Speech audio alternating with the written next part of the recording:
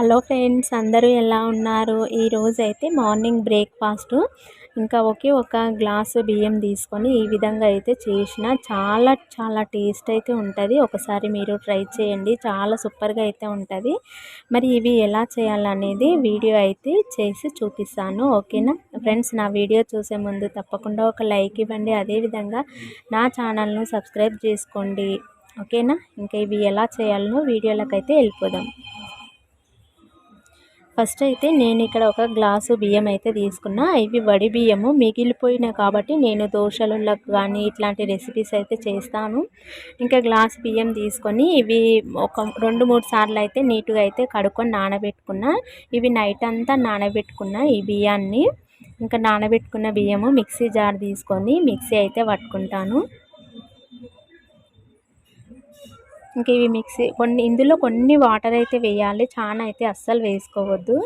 చిన్న చాయ్ గ్లాస్ ఉంటుంది కదా, అన్నీ మాత్రమే వేసుకోవాలి. తర్వాత నేను మిక్సీ పట్టి చూపిస్తున్నా చూడండి. ఇదంతా ఒక గిన్నెలోకి అయితే తీసుకోవాలి. చూసిండ్రా, పిండి అయితే ఈ విధంగా అయితే ఉండాలి. ఒకసారి చూపిస్తున్నా చూడండి. చూసిండ్రా, పిండి ఈ విధంగా అయితే ఉండాలి. చూసిండ్రా. ఇంకా తర్వాత ఈ పిండిలో ఒక ఉల్లిగడ్డ, కొంచెము ఆలుగడ్డ, టమాటా ముక్కలు, 2 పచ్చిమిర్చి, కరివేపాకు, కొంచెం కొత్తిమీర అయితే తీసుకోవాలి. ఇవన్నీ సన్నగా అయితే కట్ చేసుకోవాలి. నేను ఆలుగడ్డ అయితే తురుముకొని ఇంకా ఈ విధంగా అయితే సన్నగా అయితే వచ్చింది కదా. ఇప్పుడు ఇవన్నీ ఇంకా మనము బియ్యం మిక్సీ పట్టుకున్నాం కదా, ఇప్పుడు ఇవన్నీ అయితే వేసుకోవాలి. నేను పచ్చిమిర్చి ఇక్కడ 2 మాత్రమే తీసుకున్నా, ఎందుకంటే మా బాబు తినలేడు కాబట్టి కారం అవుతుందని 2 మాత్రమే తీసుకున్నా. ఇంక ఇవన్నీ వేసుకున్న తర్వాత ఒకసారి అయితే కలుపుకుంటాము.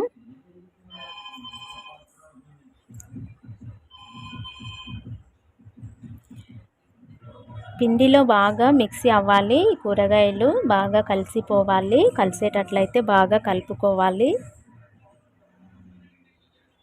ఇప్పుడు ఇందులో మనకు రుచికి సరిపడినంత ఉప్పు అయితే వేసుకొని కలుపుకోవాలి.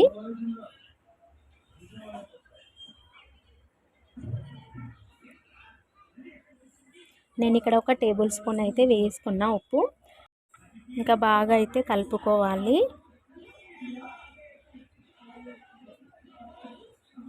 ఈ విధంగా ఒక 5 మినిట్స్ అయితే బాగా కలుపుకోవాలి.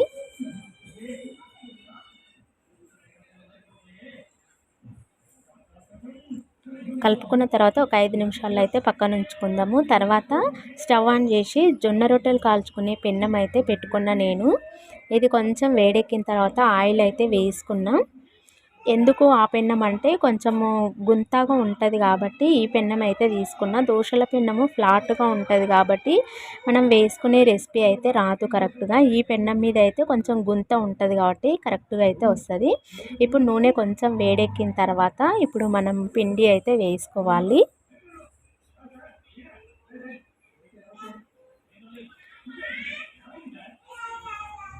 పిండి వేసుకున్న తర్వాత స్పూన్ తోటి కొంచెం ఈ విధంగా అయితే అనుకోవాలి. చూసిండ్రా, రౌండ్గా ఈ విధంగా అయితే అనుకోవాలి.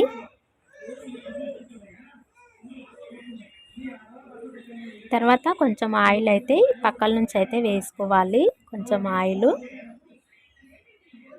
మనం మూత కూడా పెట్టుకోవచ్చు, లేదంటే మూత ఏం పెట్టుకోకున్నా పర్లేదు. నేను రెండోసారి తిప్పేస్తున్నా. ఇంకా ఈ విధంగా అయితే ఉంది కదా.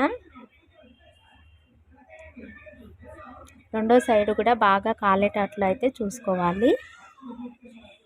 ఇప్పుడు 2 వైపులా అయితే కాలింది. నేను దీన్ని ఒక ప్లేట్లోకి అయితే తీసుకుంటున్నా.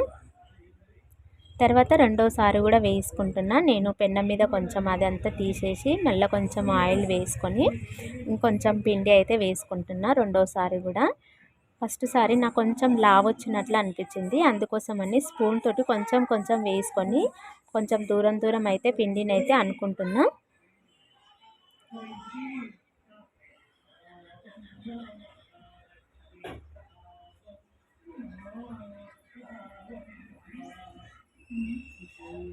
ఈ విధంగా దూరం అయితే అనుకోవాలి. మనం చపాతీలు రౌండ్గా వస్తాయి కదా, సేమ్ అదే విధంగా చపాతీలాగా ఉండాలని కొంచెం రౌండ్గా అయితే అనుకోవాలి. తర్వాత దాని మీదంగా ఆయిల్ అయితే వేసుకోవాలి. ఆయిల్ వేసుకున్న తర్వాత మూత పెట్టుకోవచ్చు. పెట్టుకున్నా పెట్టుకోకున్నా ఏం పర్లేదు. నేనైతే ఇక్కడ మూత అయితే పెట్టుకుంటున్నా. తర్వాత ఒక 2 మినిట్స్ తర్వాత చూస్తే ఈ విధంగా అయితే ఉంది. చూసిరా మంచిగా కలర్ఫుల్గా అయితే ఉంది కదా, చాలా బాగా వచ్చింది. తర్వాత ఒక సైడు కాలింది, రెండో సైడ్ అయితే తిప్పేస్తున్నా. ఇంకా రెండో సైడ్ కూడా కాలిపోయిందండి. ఇంకా దీన్ని కూడా నేను ప్లేట్లకు అయితే తీసుకుంటున్నా. ఇంకా ఈ విధంగా నేను పిండి మొత్తం అయితే చేసుకున్నా. చూసిండ్రు కదా, చాలా చాలా బాగా వచ్చినాయి కదా, సేమ్ చపాతీల లాగానే వచ్చినాయి. చూసిండ్రా, నేను చింపి కూడా చూపిస్తున్నా. చూసిండ్రా చాలా బాగా వచ్చింది కదా. మరి ఆలస్యం ఎందుకు, మీరు కూడా తప్పకుండా ట్రై చేయండి. ఓకేనా. నా వీడియో నచ్చితే లైక్ ఇవ్వండి. అదేవిధంగా ప్లీజ్ సబ్స్క్రైబ్ చేసుకోండి ఫ్రెండ్స్. ఓకేనా. Bye bye. నెక్స్ట్ వీడియోలో కలుసుకుందాం.